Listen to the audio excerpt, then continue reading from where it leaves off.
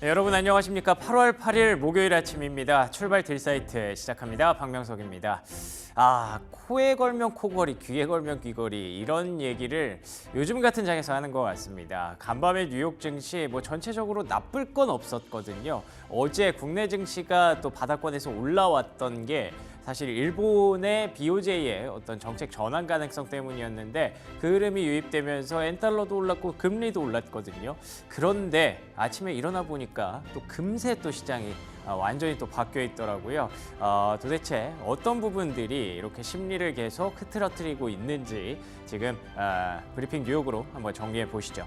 자, 간밤 뉴욕 증시 마감 상황부터 확인해 보도록 하겠습니다. 3대 지수 일제히 하락으로 마감이 됐습니다. 다우 지수 0.6% 하락이었고요. 나스닥도 1% 하락, S&P 500 0.77% 하락. 제가 처음에 멘트로 귀에 걸면 귀걸이, 코에 걸면 코걸이라고 말씀드렸던 게 이게 완전히 자기 전까지만 해도 달랐거든요.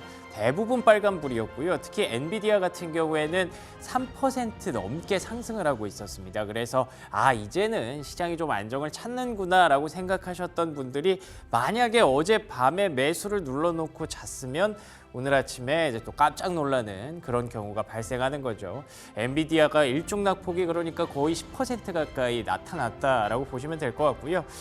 이런 흐름들을 만들었던 이유가 사실 명확하게 파악이 되지 않다 보니까 슈퍼마이크로 컴퓨터한테 책임을 좀 돌리더라고요. 어제 시간 외에서 급락하고 있다라고 말씀을 드렸었는데 그때만 해도 10%대의 하락률이었는데 본장에서 추가 낙폭이 전해지면서 20% 급락으로 마감이 됐습니다. AI가 정말 문제가 있는 걸까요? 잠시 후에 얘기를 한번 해보도록 하고요. 테슬라도 같이 하락세가 나타났습니다. 200달러가 깨져 있는 상황, 특히 엔비디아는 100달러가 무너져버린 상황, 이 상황을 어떻게 진단해야 될까요? 먼저 첫 번째 체크포인트부터 한번 확인해 보도록 하겠습니다. 엔달러 환율부터 한번 확인해 볼게요.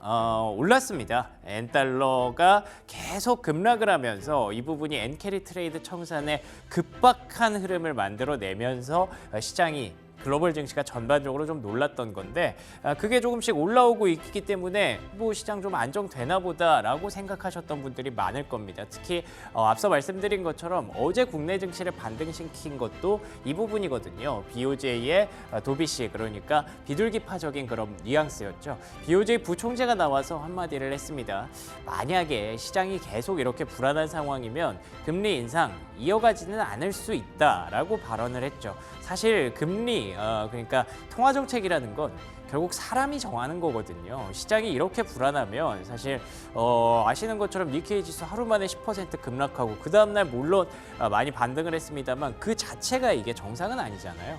이런 상황에서 계속 금리 인상을 한다라는 건 다시 한번 또 부담이 될 수 있는 요인이기 때문에 일단 긍정적인 도비시한 이런 발언이 나오면서 엔달러 환율을 좀 잡아줬습니다. 그런데 다음 장 넘겨주시면요. 시장에서는 여전히 불안한 시선을 거두지 못하고 있습니다. 시티그룹에서는 엔달러 환율 조금 더 떨어질 수 있다라는 여지를 남기고 있는 그런 상황이죠.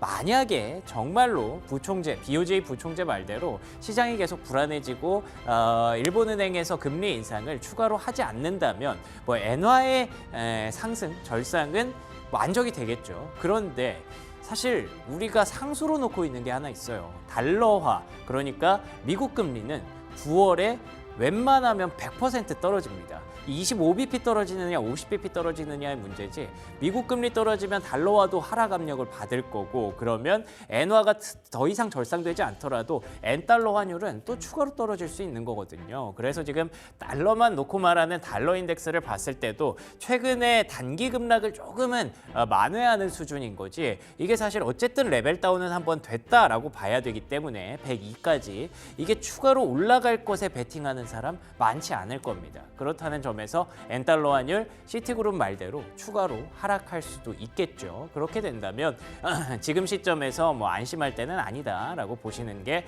적합할 것 같고요. 자, 두 번째 체크 포인트, 엔화와 함께 봐야 된다고 계속 말씀드렸던 금리 한번 보겠습니다. 금리도 좀 올라왔어요. 4%대까지 터치하는 모습까지 확인이 됐습니다. 단기적으로 3.7 밑으로 떨어졌다가 4까지 올라왔다는 점에서 이제 정도도 긍정적이네라고 해석할 수가 있겠죠. 간밤에 10년물 국채에 대해서 입찰이 진행이 됐었는데 우려와는 다르게 긍정적으로 잘 소화가 됐다고 하더라고요. 지금은 이렇게 변동성 없이 예고한 대로 예상한 대로 잘 흘러가는 것만으로도 시장은 이렇게 안도감을 찾을 수 있는 재료가 되는 것 같습니다. 그렇다면 10년물 국채 금리를 여기까지 끌어내린 재료, 사실은 국채 입찰의 문제가 아니었거든요. 미국의 경기가 지금 탄탄하냐 아니면 침체로 들어가고 있느냐 혹은 이미 침체에 빠져 있느냐에 대한 문제인데, 다음 장 넘겨주시면 월가에서는 약간 좀 뉘앙스가 애매하게 얘기를 합니다. 옆에 있는 이분 약간 뭐 낯설죠? 저는 누군지 몰랐는데 이분이 그 샵룰 얘기하잖아요. 그 고용지표 얘기. 그것 때문에 급락이 시작됐었는데 이 사람이 그걸 만든 샴이라는 사람이더라고요. 그래서 이 사람한테 한번 물어봤대요. 지금 연준에 긴급한 금리 인하가 필요하겠느냐. 사실 그 이머전시 레이트 컷까지는 그렇게 필요하다고 생각하지 않는다라고 샴이 얘기를 했습니다. 그런데 여기 보시면 momentum is that in direction. 그러니까 지금 방향성은 사실 경기 침체는 아니더라도 경기 둔화로 가고 있는 것은 맞다라고 표현을 했고요. 그리고 이 사람은 이제 익숙한 분이죠. 제이미 다이먼. 이렇게 시장이 크게 문제가 생겼을 때마다 등장하는 인물인데요. JP 모건 CEO한테도 한번 물어봤더니 뭐 리세션까지는 아니지만 여기 보시면 아메리카는 살아있고 괜찮다라고 얘기를 하고 있잖아요. 그런데 종국에는 결국 그 끝에는 리세션을 우리가 보게 될 것이다 라고 얘기를 합니다. 그러니까 제가 그래서 이 소제목을 아직 경기 침체는 아니다 라고 달아놨기 때문에 경기 둔화로 가고 있는 건 맞고요. 많은 사람들이 경기 침체를 우려하고 있는 것도 맞습니다. 그렇기 때문에 앞서 보셨던 엔달러 환율이라든지 지금 금리라든지 이 두 가지 지표가 간밤에는 조금 올라가면서 시장을 안도시키는 듯 했지만 어쨌든 그 심리 하나 톡 건드리면 지금 간밤에 장 초반에 올랐다가 이렇게 쭉 흘러내리는 것처럼 언제든지 무너질 수 있는 그런 심리가 좀 우세하다라고 봐야 될 것 같습니다. 자, 그래서 세 번째 체크 포인트 기술적 분석 한번 해봤습니다. 제가 한 게 아니라요. CNBC에서 이 다우지수를 갖고 이렇게 뭐 그림을 그려놨더라고요. 그래서 이 빨간 라인을 놓고 이게 60일선이거든요. 그래서 60일선까지 다 왔잖아요. 이걸 두고 60일선을 다시 회복세를 트라이하고 있다라고 얘기를 했는데 요 말 나오면서 귀신같이 빠졌거든요. 이게 앞서 말씀드렸던 대로 귀에 걸면 귀걸이, 코에 걸면 코걸이, 이게 잘 보면 60일선 회복하고 있는 것처럼 보이지만 지금 반대로 생각하면 60일선 하회에서 60일선 회복 못하고 있는 거라고 볼 수도 있는 겁니다. 다음 장 넘겨주시면 다우지수는 여기 안에 있어도 S&P 500 같은 경우에는 이 빨간 라인이 60일선이거든요. 60일선을 하회한 지 오래 전이고요. 사실 심지어 심각한 것은 이 초록색 선 120일선까지 하회하고 있는 구간입니다. 사실 60일선이 한번 꺾이면 올라오기 정말 어렵다고 얘기를 하고요. 저 앞단에 보이시죠? 빨강색 선 밑으로 내려왔을 때 한 2달 이상은 걸렸거든요. 근데 지금 120일선 밑까지 내려왔을 때 1달 반 이상이 걸렸기 때문에 이것도 지금 121선 밑에서 바로 V자 반등해서 이렇게 올라간다라고 보는 분들은 아마 많지 않을 거라고 생각을 해요. 그래서 지금 시점에서는 앞서 말씀드린 것처럼 심리가 굉장히 중요한 것 같아요. 과연 엔달러가 이대로 추세적으로 꺾일 수 있을까? 아니면 다시 올라갈 수 있을까? 금리도 정상 수준을 회복할 수 있을까에 대해서 다들 확신이 없는 상황이고요. 그런 뭔가 시그널이 나오기까지는 경제지표의 발표들이 조금 더 이어져야 되기 때문에 실적 시즌 끝나가는 과정에서 경제지표가 조금 더 민감하게 예민하게 반응을 한다면 아직까지는 좀 주의를 해야 된다라는 심리가 조금 더 우세하다라고 보여집니다. 자, 여기까지 시장 내용이었고요. 그럼 특징주 종목으로 한번 들어가 보도록 하겠습니다. 일단 핀비즈 테이블 오늘은 색깔이 다양합니다. 굉장히 알록달록하죠.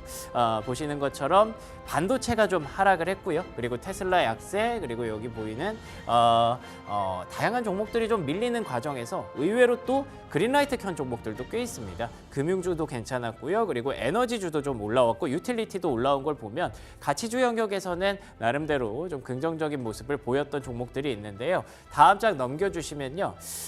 이렇게 되면 어떤 종목들이 문제가 있는 걸까? 반도체가 이렇게 급락을 하고 있는, 반도체가 하락하고 있는 상황, 그리고 또 메타 같은 종목들, 마이크로소프트 같은 종목들이 하락하고 있는 상황에서 AI가 정말로 거품은 아닐까라고 생각하시는 분들이 있을 것 같은데 다음 장 넘겨주시면요. 저는 그건 아니라고 생각을 합니다. 왜냐하면 AI 안에서 계속 다양한 종목들이 좀 나오고 있기 때문이죠. 포티넷 이 종목은 보안주입니다. 보안주가 최근 미국 시장에서 보안 수요가 정말 강력해지고 있다고 해요. 사실 AI로 가는 과정에서 언젠가는 보안이 중요해진다라고 얘기를 했었는데 그 흐름이 이제서는 조금 본격적으로 나오고 있다라고 보는 게 합리적일 것 같고요. 이런 조정장 속에서도 이렇게 급등했다는 건 굉장히 좀 긍정적이라고 표현할 수가 있겠죠. 그리고 저는 이 종목이 너무 신기해요. 루멘테크놀로지라는 종목인데 이게 그 어제도 잠깐 언급드렸던 그 통신주인데 광섬유를 생산하고 있다고 하더라고요. 그 광섬유가 AI 시대에서 굉장히 중요하고 이번에 실제로 납품 계약을 체결하면서 이 종목만 보면 뭐 시장에 무슨 일 있었나 싶죠. 급등을 지속하고 있습니다. 이런 종목을 꼭 제가 좀 잡고 싶은데 제 포트폴리오에는 항상 별로 없죠. 어찌됐든 뭐 이런 종목들이 계속 새롭게 탄생하고 있는 걸 봤을 때 AI가 시간은 좀 필요하지만 방향성이 틀린 건 아닌 것 같다라고 표현하는 게 저는 맞을 것 같습니다. 그래서 많이 올랐던 AI보다 조금 이제 새로운 AI 종목으로 발돋움하고 있는 종목들 잘 보실 필요가 있겠다 싶고요. 자, 두 번째 특징주 한번 보겠습니다. 두 번째 특징주는 노보노디스크 잡아봤습니다. 보시는 것처럼 최근에 흐름을 놓고 봤을 땐 그 과거의 위용이 정말 온데간데 없이 이렇게 약세를 거듭하고 있죠.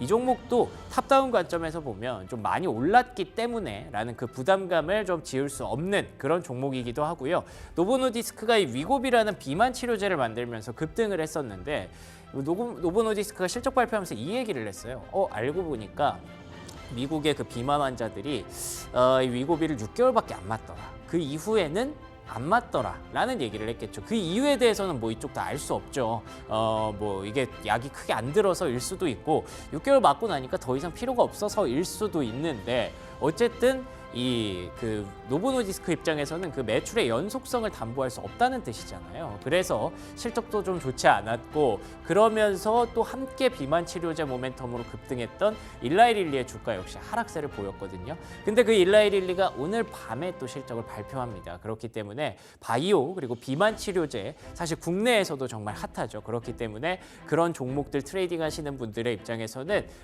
이런 흐름 잘 챙겨 가시면서 활용하셔야 될 것 같고요. 자, 마지막 특징주 하나만 더 보겠습니다. 마지막 특징주는 쇼피파이입니다. 쇼피파이가 홈페이지라든지 뭐 유튜브 같은 것들 만들 때 좀 도와주는 그런 업체로 알려져 있는데 온라인 광고를 또 담당하고 있기 때문에 그 온라인 광고가 이제부터는 하반기부터는 좀 좋아지지 않을까 그리고 또 성장주의 시대가 오지 않을까라고 기대하셨던 분들의 픽이었기도 했거든요. 그런데 이 종목이 최근에 IT 급락으로 인해서 같이 좀 억울한 그런 하락세를 보였다가 간밤에 또 급등세가 나타났습니다. 실적이 긍정적이었고요. 온라인은 여전히 성장하고 있다는 부분 명제에 대해서 다시 한번 입증을 해준 거죠. 최근에 팔란티오도 그렇고요. 쇼피파이도 그렇고요. 앞서 보셨던 보안주 포티넷 이런 종목들도 전반적으로 온라인에서 자기 역할 해주고 있는 종목들은 결국 언제 그랬냐는 데 살아나고 있습니다. 그렇기 때문에 지금은 전체적인 시장의 큰 틀에서 봤을 때 급등한 종목들은 좀 부담스러운 구간이 맞습니다만 그래도 이렇게 자기 역할 잘 하고 있고 조정 충분히 받은 종목들은 또 역할이 확실히 있다는 거 그 부분까지 잘 챙겨가시면 종목 선택 잘 골라봐야 될 것 같습니다. 여기까지 브리핑 뉴욕이었고요. 조은주 캐스터와 시황 브리핑 이어가겠습니다. 네, 간밤 글로벌 시장 살펴보도록 하겠습니다. 원달러 환율 보시면요. 1375원에 거래에 마쳤습니다. 장중한 때 1373원의 저점을 형성했는데요. 이후 일본은행 부총리 발언의 영향으로 엔달러 환율이 상승하면서 이에 동조해 원달러 환율도 소폭 상승한 모습이었습니다. 일본은행에서는 금융 자본시장이 불안정한 상황에서 금리를 인상할 일은 없다고 발언을 했고요. 당분간 완화적인 정책을 유지할 것이다라는 점을 밝히자 엔화는 다시금 만큼 약세를 보였습니다. 원달러 환율에서는 장중에 외국인 달러 매수세 유입되었으나 1,377원 위로는 달러 매도 물량 나오면서 지속적으로 그 상승폭을 제한하는 모습이었고요. 야간 거래에서는 큰 변동성 없이 거래 마쳤습니다. 이어서 국채 금리도 함께 살펴보시면요. 이 미국 국채 가격이 약세를 이어가고 있습니다. 최근에 급등한 데에 따른 반발 매도세가 이틀째 지속되고 있는 흐름인데요. 지난 5일 장중에 3.6%까지 내려갔던 국채 금리는 어느새 3.95%까지 반등했고요. 또 글로벌 증시가 어느 정도 올라오고 있으면서 이 위험 회피 신호도 누그러지고 있고 안전자산에 대한 이 미국 국채를 매도하는 움직임 강하게 나타나고 있습니다. 또한 간밤 미국 재무부에서 10년물 국채 금리 이 420억 달러 규모로 입찰에 붙였는데요. 이 구매자들의 관심이 미지근하면서 이 경매가 부진한 것으로 나타났습니다. 이러한 결과로 뉴욕 채권 시장에서의 10년물 국채 금리는 상승한 모습이고요. 이어서 원유도 한번 살펴보도록 하겠습니다. 3% 가까이 급등하면서 75달러 초반에 거래되었는데요. 중국의 석유 수요 약세에 대한 우려가 지속되고 있음에도 불구하고 미국의 원유 비축량이 예상보다 크게 감소하면서 또 중동 긴장감 고조가 이 원유 상승에 영향을 미친 모습입니다. 또한 오전에 미국의 그 증시가 상승한 것도 유가 상승에 영향을 미친 모습이고요. 이어서 원자재 시황도 한번 살펴보도록 하겠습니다. 이 금선물은 5거래일째 하락세 이어가고 있습니다. 미국의 달러 강세와 그리고 국채 채권 수익률 상승이 금속의 하락 압력을 가한 모습인데요. 또한 이 시장에서는 금 가격에 대한 이런 하락세가 증시 폭락에서 이유를 찾았습니다. 주요 자산이 큰 폭으로 폭락하면서 하락하자 이 손실을 보전하기 위해서 보유하고 있는 금을 팔고 있다라고 해석하고 있는데요. 이 점도 함께 확인하시면서 은 선물 그리고 구리 선물까지 큰 폭으로 하락한 모습입니다. 이렇게 원자재 시황 살펴보았습니다. 이어서 프리미엄 미국 주식 시작하겠습니다.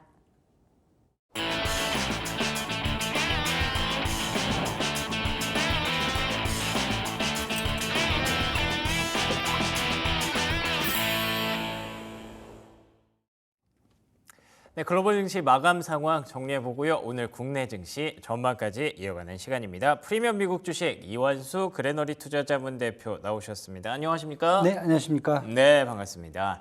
제가 어제 자기 전만 해도 네. 시장이 좀 안정되더라고요. 그렇죠. 네. 뭐 엔비디아 3%, 테슬라 3%. 야, 이러면은 뭐 그냥 해프닝으로 좀 넘어가나 보다 싶었는데 새벽에 일어나서 보니까 네. 이게 색깔이 바뀌어 있더라고요. 엔비디아가 분명히 플러스 3이었는데 마이너스 3으로 바뀌어 네, 있고 그렇죠. 결국에는 마이너스 5%로 마감이 됐습니다. 여전히 뭔가 심리가 좀 불안한 걸까요? 어떤 이유에서 이렇게 변동성이 지속되고 있는 걸까요? 네, 말씀을 좀 드렸지만은 지금 뭐 경기 침체 공포라든지 아니면 이제 AI 거품론이라든지 여기에 이제 엔캐리 트레이드 청산에 대한 우려감, 그다음에 중동 지역에서 이제 리스크 확산 이런 부분들이 계속 시장에 남아 있다라고 보셔야 될 것 같아요. 그래서 어제 같은 경우에 뭐 특히 필라델피아 반도체 지수가 크게 지금 하락을 했고요. 예. 그래서 시장이 쉽게 회복을 내주지는 않는다. 특히 이제 빅테크는 약세를 보였고 엔비디아를 비롯한 반도체는 다시 하락을 보였고요. 반면에 이제 필수 소비재라든지 정유라든지 전력, 그다음에 방산, 항공 관련주들은 이제 강세를 유지했거든요. 그래서 전형적인 약세장의 모습을 어제 보여줬다 이렇게 보셔야 될 것 같습니다. 그래서 시작할 때는 사실 일본의 부총재가 기준금리 인상이 없을 거라는 발표로 시장이 사실 급변했거든요. 그러니까요. 그렇게 됐을 경우에는 엔캐리 트레이드 청산이 속도가 이제 둔화될 수 있다. 소관 상태에 예. 갈 수 있겠죠. 네, 그럼에도 불구하고 결국 이제 국채 금리가 이제 10년물 이제 국채 입찰에서 금리가 좀 저조했다던가, 네. 아니면 이제 실적 발표는 뭐 시장 전망치에 부합을 했는데 가이던스가 이렇게 생각만큼 나오지 않았다던가 이런 부분들이 결국 시장을 좀 끌어내렸다 이렇게 보셔야 될 것 같고요. 그래도 다행인 게 어제 같은 경우 빅스 지수가 이제 5일에는 한 36.84까지 폭등을 했었는데 어제 같은 경우 한 26.88까지 좀 안정화를 좀 취했습니다. 물론 이제 연초에 평균이 한 12 정도 수준이거든요. 거기에 아직도 못 미치지만은 일단은 안정적으로 이제 바뀌었다. 그리고 페드워치 같은 경우가 이제 9월 18일에 50bp 비슷할 가능성을 그대로 한 70% 정도를 유지를 하고 있고요. 예. 그다음에 11월 7일 추가금 25bp 인하 가능성도 한 55% 정도를 유지하고 있기 때문에 전반적으로 시장은 일단은 악재들이 아직도 남아 있지만은 안정적으로 좀 가는 분위기를 잡고 있다. 이제 이렇게 판단하시는 게 좋을 것 같습니다. 네, 말씀해주셨던 다양한 악재들이 뭐 지정학적 리스크 그리고 대선 변동성, 뭐 엔캐리 트레이드 청산 이런 것들이 되게 어떻게 보면은 되게 큰 그런 담론이잖아요. 매크로 변수가 굉장히 많이 지배적으로 작용을 하는 그런 담론들이기 때문에 이게 하루 아침에 손바닥 뒤집듯이 이렇게 해결되는 문제가 아닙니다. 그러다 보니까 지금 시점에서는 뭐 상승을 하다가 또 금세 또 차익 매물이 나오기도 하는 그런 변동성 장세가 이어지고 있다고 봐야 될 것 같고요. 궁금한 점들이 많은데 일단 간단하게 간밤에 어떤 종목들 특징적인 종목들 먼저 정리해보고 넘어가 보도록 할게요. 네. 일단 어제 슈퍼 마이크로 컴퓨터가 6일의 시간에서 매출을 이제 호실적을 발표를 했어요. 이제 매출은 이제 상회했고 EPS는 조금 좀 하회를 하는 측면을 발표를 했는데 반면에 주식을 이제 주가를 10분의 1 액면 분할까지 발표를 했어요. 그러게요. 예, 그래서 장중에는 그래도 어느 정도 상승을 보였으나 장외 그리고 오늘 주식시장에서는 거의 20% 수준까지 하락을 하는 모습을 보였거든요. 예. 다른 게 결국 또 가이던스입니다. 가이던스가 시장 전망치를 좀 하회하고 있고요. 그다음에 이익을 내기에 지금 시장의 경쟁이 타이트하다 이런 부분들이 결국은 또 마찬가지로 반도체라든지 AI 업종이 적용이 되고 있지 않나 이렇게 지금 보여질 것 같고요. 그다음에 리비안 오토모티브도 이제 전전날 6일에 이제 시간에 실적 발표를 했는데 매출하고 EPS도 다 지금 뭐 시장 전망치를 이제 충분히 상회를 했거든요. 예. 그리고 여기는 이제 뭐 폭스바겐 그룹과 15억 달러 투자 진행도 되고 있고, 그렇죠. 그다음에 뭐 CEO도 나와서 4분기부터 비용 절감과 탄소 배출권 판매를 기반으로 흑자 전환도 가능하다 이렇게까지 얘기했는데. 결국은 주가가 오늘 또 하락을 했습니다. 7% 넘게 하락을 했고요. 뭐 이유는 딴 게 아니라 전기차 시장에 대한 향후 전망이 좋지가 않다. 예. 결국 테슬라와 같이 묻어가는 그런 지금 분위기로 바뀌었거든요. 반면에 이제 쇼피파이 같이 어제 실적 발표를 했는데 이제 온라인 판매자를 대상으로 이제 판매를 위한 플랫폼을 제공하는 회사거든요. 그래서 예. 호실적을 발표했어요. 그래서 시장 전망치를 모두 상회했고 어려운 여건에서 호실적을 달성했다. 그리고 향후 가이던스도 금리 인하라든지 이런 거에 발생했을 경우에 소매 판매 확대 이런 걸 감안한다면은 실망스럽지 않다. 이런 식으로 얘기가 되면서 결국 가이던스가 상향 조정되면서 이 주가 같은 경우에는 쇼피파이 같은 경우는 어제 20달러 넘게 또 이렇게 상승하는 모습을 보였습니다. 그래서 전반적으로 지금 시장이 기대감이 가장 커진 것 같아요. 그 부분들이 다시 이제 펀더멘탈로 회귀하는 과정을 계속 저희가 지켜봐야 되지 않겠느냐 이렇게 지금 보여집니다. 이게 참 슈퍼마이크로 컴퓨터, 뭐 엔비디아, 리비안, 테슬라 이런 종목들이 국내에서 이제 서학개미 분들이 굉장히 많이 투자하신 그런 종목들이다 보니까 이런 종목들이 많이 빠지는 게 사실 뭐 시장은 어쨌든 그린라이트도 있고 레드라이트도 있고 어쨌든 좀 변동성은 좀 있었거든요. 예. 근데 이게 다 빠지니까 그냥 시장이 다 밀린 것처럼 느껴지는 그렇죠. 그런 상황이기는 한데 말씀해주신 것처럼 뭐 쇼피파이 같은 종목들도 있었으니까 전체적인 그림을 한번 점검해보는 기대감이 높았던 종목들에 대해서 좀 냉정하게 판단해보는 그런 시기가 와야 될 것 같습니다. 그래서 지금 심리를 계속 흐트리고 있는 아까 말씀하셨던 뭐 리세션 우려 그리고 또 중동 위기, AI 거품론, 엔캐리 청산 이런 내용들이 지금 현재 시점에서 어느 정도 수준의 리스크라고 봐야 되는지 이게 뭐 수치화할 수는 없겠습니다만 쉽게 해결되지는 않나 봐요. 예. 지난번에 제가 이제 그 퍼펙트 스톰 말씀드렸을 때는 예. 요 변수들이 이 악재들이 최고치에 달하는 수준에서 딱 들어와 있었거든요. 근데 지금 보시면 일단은 아래 공포, 결국 경기 침체에 대한 공포는 조금 우리가 좀 뒤로 미뤄도 괜찮지 않겠느냐. 왜냐하면은 이번 주 발표된 이제 서비스 PMI 지수라든지 아니면 이제 레드북의 소매 판매 지수 이런 부분들이 보면은 결국은 경기 확장 국면으로 또 보여지거든요. 그렇다 보니까 경기 침체보다는 경기 둔화 쪽, 소프트 랜딩 쪽을 더 봐야 되는 게 맞다라고 지금 얘기가 되고 있고요. 결국은 다음 주에 있을 이제 CPI라든지 아니면 소매 판매, 그다음에 8월 미시간 인플레이션 기대치를 한번 확인해 보면은 시장이 전반적으로 경기 침체보다는 경기 둔화 쪽으로 더 방향을 잡는 수준으로 지금 가고 있기 때문에 이 악재는 조금 좀 완화가 되고 있다 이렇게 보셔야 될 것 같고요. 반면에 AI 거품론은 아직까지도 진행 중이다. 네, 지금 이제 계속 보시다시피 이제 엔비디아라든지 브로드컴이 이제 28일, 29일 실적 발표가 나오잖아요. 네. 그런데도 불구하고 다른 종목들 같은 경우는 호시적을 발표를 해도 결국 가이던스 문제를 갖고 지금 얘기를 하고 있거든요. 그렇다고 보면은 지금 AI 거품론은 진행 중이다. 아직까지도. 그리고 아마 엔비디아하고 그다음에 브로드컴의 실적을 확인하는 순간까지는 좀 더 지속될 수 있다. 이렇게 좀 보셔야 될 것 같고요. 반면에 이제 NKD 트레이드가 최근에 글로벌 시장에 좀 충격을 좀 많이 줬거든요. 맞아요. 이것 때문에 이제 일본 이제 은행이 좀 많이 욕을 먹었어요, 사실은요. 예. 그러면서 어제 이제 부총재가 이 부분에 대해서 시장이 만약에 그 불안정한 상황에서는 저희들이 금리를 올리지는 않겠다 이렇게 얘기를 하는 상황에서 결국은 이거죠.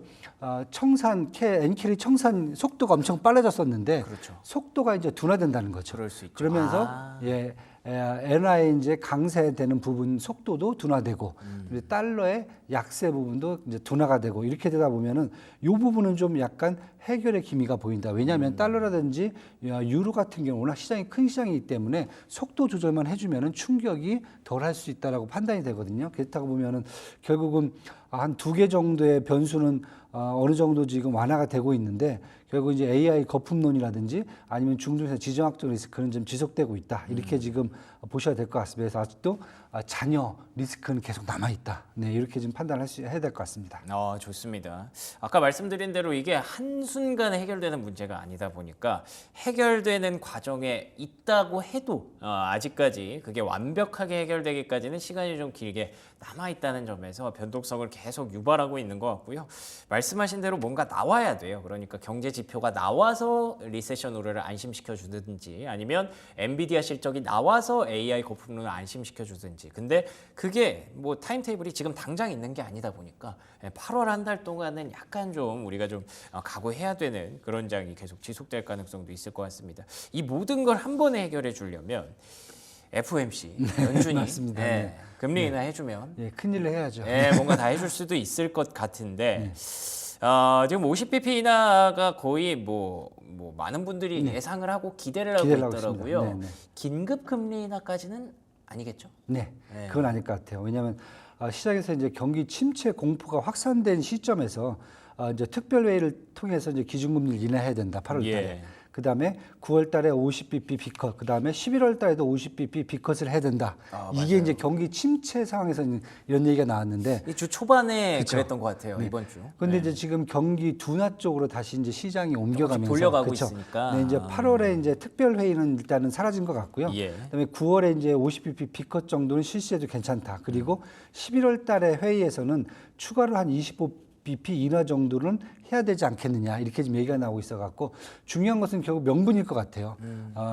연준이 기준금리를 9월달에 50bp를 내리더라도 만약에 경기 둔화 그리고 전반적으로 이제 이 기준금리와 시장 인플레이션 간의 갭이 좀 크다던가 아니면 다른 중앙은행과의 어떤 동조 완료해서 B컷으로 가야 된다라는 부분하고 경기 침체 때문에 B컷을 해야 된다는 것은 얘기가 틀릴 것 같아요. 그래서 전자 같은 경우에는 사실 시장에 긍정적 영향을 미칠 수가 있을 것 같은데 후자 같은 경우는 시장에 더 큰 충격을 줄 수 있다. 이렇게 지금 보셔야 될 것 같습니다. 지금 상황에서는. 그렇죠. 지금 주 초반만 해도 그 패러다임이 바뀌면서 이제 시장에 문제가 됐었던 거거든요. 그러니까 경기 침체 가기 전에 인하를 해주기를 바랐는데 뭐야 경기 침체가 벌써 와버렸네? 라는 관점에서 시장이 많이 놀랐었고 근데 그걸 다시 많은 사람들의 어떤 노력과 발언으로 인해서 침체는 아니야 라는 그런 논조로 좀 바꾸고 있는 것 같아요. 근데 그걸 우리가 확인할 수 없으니까 확신할 수 없으니까 연준에 계속 기대게 되는 건데 많은 분들이 침체까지는 아직 좀 우리가 오버했구나 라는 부분들을 인정하기 시작하는 구간인 것 같습니다. 그래서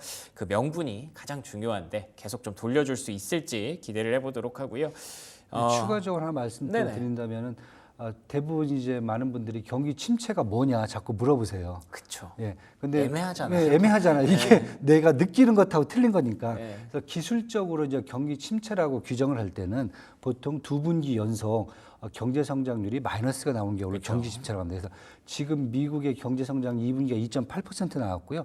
3분기 같은 경우는 지금 2.8% 이상을 더 보고 있는 상태거든요. 그러니까요. 그렇다고 보면 기술적으로 봐도 우리가 그냥 일반적인 체감하는 그러한 수준의 경기 침체는 아직 멀었다. 이렇게 이제 보셔야 될 것 같습니다. 뭐 올 수도 있겠지만, 뭐 4분기 혹은 내년에 진짜 마이너스 성장률을 볼 수도 있겠지만, 지금 당장 3% 성장하고 있는 나라한테 경기 침체 오니까 조심해라라고 얘기하는 건 좀 그렇죠. 네, 약간 좀 맞습니다. 뭐가 네. 있죠. 예. 그래서 지금 많은 시장의 어떤 상황들이 조금은 안정되고 있는 것 같고요. 대선 변동성 한번 얘기해 볼까요? 이번에 민주당 부통령 후보가 낙점이 됐고 이제 해리스 대 트럼프의 기조가 거의 확실해졌습니다. 네, 맞습니다. 네. 이 흐름에서 우리가 좀 가져갈 수 있는 투자 포인트 좀 있을까요? 네, 지금 보시면 이제 재밌는 거 하나를 좀 발견할 수가 있는데요. 예. 뭐냐면 사실 트럼프의 캠프는 지금 당장 정책을 할 수가 없죠. 왜냐하면 이제 야당이니까요. 그다음에 반면에 민주당 캠프는 지금 여당이기 때문에 요즘 보면 트럼프가 정책적으로 제안하는 것을 바로 시행을 해버리면서 공략을 하거든요. 그러니까 예를 든다면은 지난 주말에 이제 미국과 러시아의 포로 교환이 대표적입니다. 트럼프가 자기만 할 수 있다고 그랬는데 민주당이 해버렸어요. 그다음에 재밌네요. 트럼프가 계속 얘기하는 게 달러 약세를 언급을 했어요. 맞아요. 그런데 결국은 옐런의 어떤 비호하에 일본이 기준금리를 인상하면서 달러 약세가 지금 진행되고 있거든요. 이러다 보니까 그러면 다음은 뭘 공략할까? 라고 했을 때 기준금리 인하와 소비 확대를 이끌어갈 거다. 지금 중요한 것이 민주당이 이제 트럼프를 겨냥해서 먼저 금리를 내리면서 네. 소비 소비 확대를 이제 3분기, 4분기 이끌 거라고 지금 얘기가 나오고 있습니다. 특히 이제 트럼프의 비난 중에 하나가 높은 인플레이션과 고금리로 소비가 축소됐다는 것을 지금 지적을 하고 있거든요. 예. 이것을 바이든 대통령은 임기 내에 자기 임기 내에 반도체 지원법, 인플레이션 감축법 등에 대해 명시한 보조금을 지급하면서 소비를 확대시켰다는 것을 이미 언급을 하고 있어요. 그리고 대외적으로 본다면 수입 관세 인상 문제거든요. 바이든 행정부는 관세 장벽보다는 사실 기술 동맹을 활용해서 무역을 추구했었거든요. 그렇죠. 그런데 트럼프 대선 주자는 관세 인상이거든요. 예. 그래서 최근에 보면은 바이든 행정부가 미리 관세 인상을 지금 하는 분위기입니다. 그래서 지금 나오는 게 결국 관세 인상을 하게 될 경우에는 주위국가의 갈등도 있겠지만은 그렇죠. 한국 같은 경우에는 이게 트럼프 정부가 들어서면 혹시 될 수 있는 무역 인상 문제가 관세 인상 문제가 결국은 민주당 하에서도 이루어질 수 있다는 지금 우려감까지 지금 작용이 되고 있는 부분입니다. 그래서 이런 부분 한번 보시면서 아마 이제 트럼프 딜과 해리스 딜을 한번 계속 한번 보시는 게 좋지 않겠나 이렇게 좀 판단이 됩니다. 좋습니다. 반대로 생각하면 트럼프 전 대통령이 뭔가 얘기를 하면 그게 곧 이루어진다라고도 생각할 수 있는 부분이겠네요. 알겠습니다. 그러면 이렇게 변동성이 좀 산적한 구간, 하루 일중 변동성도 이렇게 커지는 구간에서 우리가 어떤 대응 전략을 좀 가져가야 될지 지난번에는 여전히 좀 해지 전략이 좀 필요하다고 말씀해 주셨는데 이제는 좀 저감해서 해도 될까요? 어떻게 보세요? 일단 저는 해지를 이제 하신 분들은 네. 해지를 조금 더 유지를 하자. 네. 청산하지 말고 좀 더 유지를 하시는 게 좋을 것 같고요. 그래서 저는 이제 국채라든지 인버스라든지 금 전략은 계속 유효하게 조금 더 갖고 하셔야 될 것 같고, 예. 그다음에 지금 4개 중에 한 2개 정도는 좀 완화가 되고 있지만 아직도 네네. 2개 정도는 계속 지금 강하게 지금 시장에서 버티고 있거든요. 심지어 그 지정학적 리스크는 뭔가 아직 시작이 되지도 않았어요. 시작도 안 됐습니다. 거의 지금 12일 정도 돼야 아마 네. 이란이 공격할 수 있다 이런 얘기까지 나오니까 그렇군요. 그렇다고 보면 일단은 유지를 하자. 네. 추가하실 필요는 없고 유지하는 게 좋을 것 같고요. 그다음에 하나라도 더 지정학적 리스크에도 좀 해지가 어느 정도 완화가 된다면은 그때 조금 이제 저가 매수를 시도해봐도 괜찮지 않겠느냐 이렇게 지금 판단이 됩니다. 알겠습니다. 돈 열심히 모아놔야겠네요. 지금은. 예. 캐시가 좀 가장 중요한 지금 상황이죠 지금요. 알겠습니다. 지금 당장 저가 매수 굳이 할 필요는 없을 것 같습니다. 오늘 좀 올랐으면 그래도 조금 얘기가 달라졌을 수 있을 것 같은데 오르다가 또 금세 하락폭을 또 크게 떨어뜨리고 말았기 때문에 아직까지는 안심할 수 있는 구간은 아니다라고 시장이 말을 해줬던 것 같고요. 그에 따라서 해지를 조금 더 유지하는 전략 얘기해 주셨습니다. 저가 매수는 조금 더 천천히 한번 고민해 보도록 하죠. 지금까지 이원수 그레너리 투자자문 대표와 얘기 나눠봤습니다. 오늘 좋은 말씀 고맙습니다. 네, 감사합니다. 네, 그러면 이어서 국내 증시 전망으로 넘어가 보도록 하겠습니다. 브리핑 서울 최인 앵커와 함께합니다.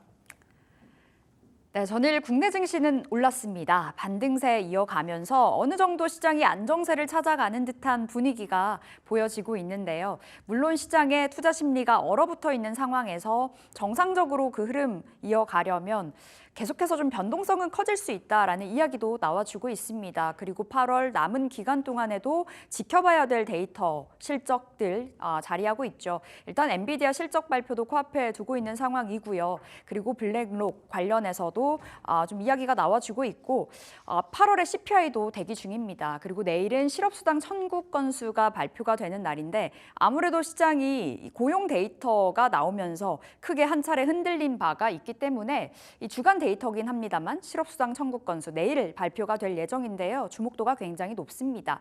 시장 안에서 또 챙겨봐야 될 이슈들이 굉장히 많은데 일단 어제 장부터 점검 들어가 보겠습니다. 자, 어제 코스피가 1.8%의 상승 그리고 코스닥은 2.1%의 상승 보여주면서 2,568포인트까지 그리고 코스닥은 750선 목전까지 올라와 준 채 마무리가 됐습니다. 일중 흐름 보실게요. 어제 코스피 탄력적인 움직임을 계속해서 유지해가는 모습 보여줬습니다. 일본 BOJ 부총리가 이제 금리 인상 시장이 흔들린다면 하지 않겠다, 자제하겠다라고 급하게 불을 끄는 듯한 그 발언을 했습니다. 그러면서 시장이 조금 더 탄력을 받아가는 모양새였었고요. 그리고 어제 개장 직후에 로이터 통신발 이었었죠. 삼성전자가 엔비디아 퀄테스트 통과했다. 3단 HBM3 관련해서 호재가 나왔습니다. 그 이슈 속에 삼성전자가 장중에 4%까지 상승세를 키워갔었는데 사측에서는 아니다, 우리 아직 테스트 중이다라고 반박을 하기도 했었지만 그 상승은 유지가 됐었고요. 그 BOJ 부총리가 발언을 한 직후에 SK하이닉스가 하락에서 상승으로 전환이 됐고 지수 탄력도 더 끌고 가는 분위기 연출이 됐습니다.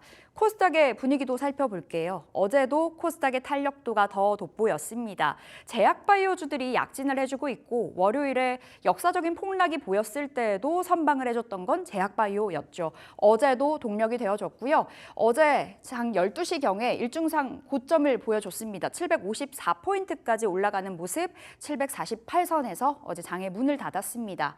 자, 수급 살펴보도록 하겠습니다. 최근 개인들의 힘이 놀랍습니다. 나흘 동안에만 4조 넘게 담아갔는데 어제 유가증권 시장에서 개인 또 담았죠. 3천억 원 넘는 순매수 보여줬고요. 외국인과 기관의 팔자, 외국인의 매도 규모가 그렇게 크지는 않았습니다. 그래도 셀코리아가 이어지고 있다는 점은 좀 어느 정도 주목을 해보셔야 되겠고 기관도 3천억 원의 물량을 던졌습니다. 금융투자 중심으로 어제 물량이 출회가 됐습니다. 코스닥의 흐름 보실게요. 메이저 주체들은 어떻게 포지션을 취했을까요?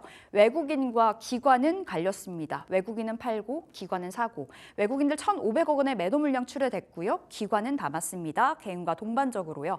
자, 지금 시장 어떻게 봐야 될지 외국인과 기관은 또 어떠한 종목들을 담아갔을지 투자 힌트 잡아보도록 하겠습니다. 조은중 캐스터 함께 할게요.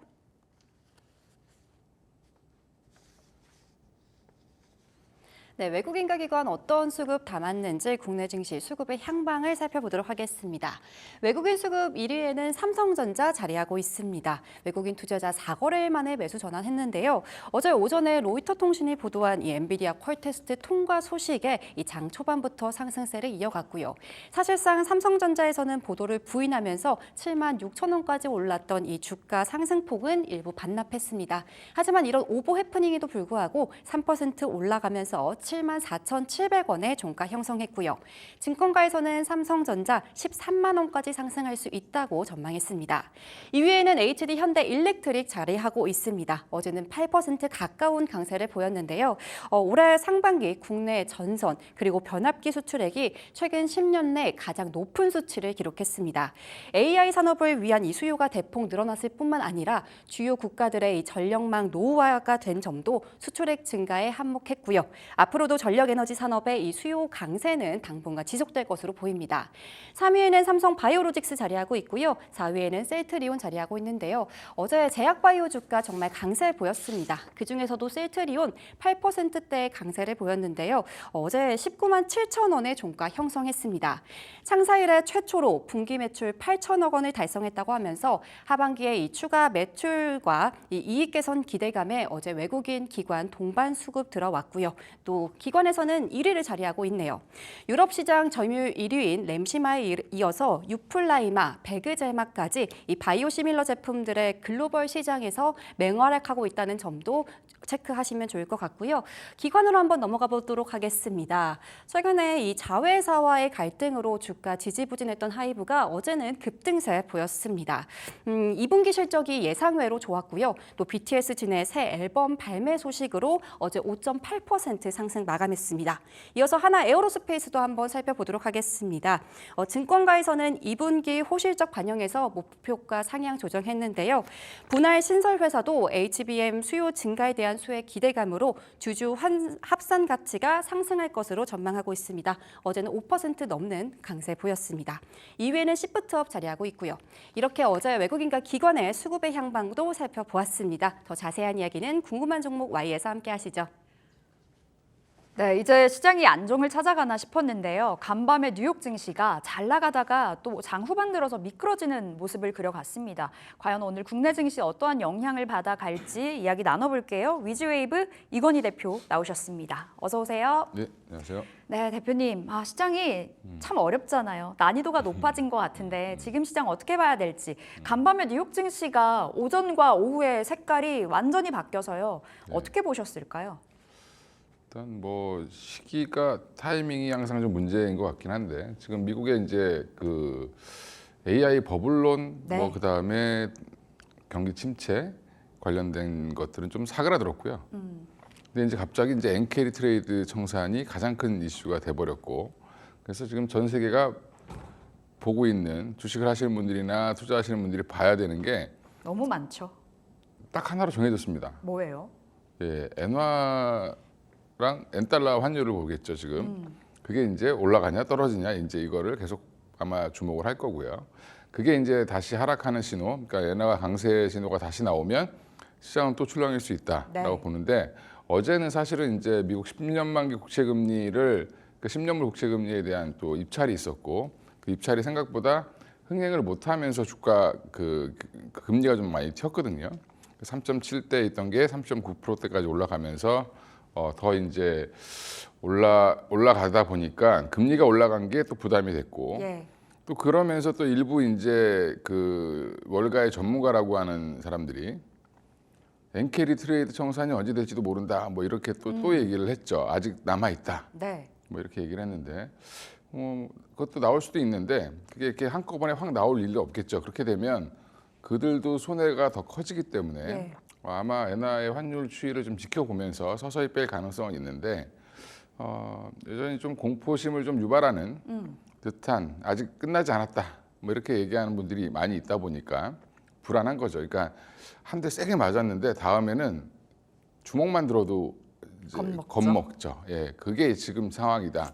그래서 아마 어제 미국 시장도 저희 우리나라처럼 뭐 8% 이렇게 맞지도 않았으면서 겁을 살짝 먹은 것 같습니다. 네. 아니 아무래도 지금 시장에 변수가 또 원체 많고 뭐 왜 떨어졌는지를 모를 정도로 불확실성이라는 키워드 속에 그냥 잡아먹힌 것 같더라고요. 근데 이제 첫 번째 포인트가 오늘장 전략 네. 되겠는데 네. 이제 BOJ 관련해서 어제 부총리가 이제 금리 인상 자제하겠다, 네. 뭐 시장 안 좋으면 하지 않겠다라는 발언까지 내비치면서 급한 불끄기 나섰잖아요. 오늘장 그럼 좀 기대를 해볼 수 있을지 아니면 뉴욕 증시 따라서 오늘은 좀 경계하면서 대응을 해야 될지 어떻게 보세요? 그러니까 뭐 뉴욕 증시가 빠졌기 때문에 하락 출발은 불가피하게 될 것 같고요. 네. 야간 선물도 보니까 뭐 한 1.2% 정도 하락 출발이 예상된다라고 써 있는데 한 1에서 1% 내외의 하락 출발은 좀 나올 수 있는데 예.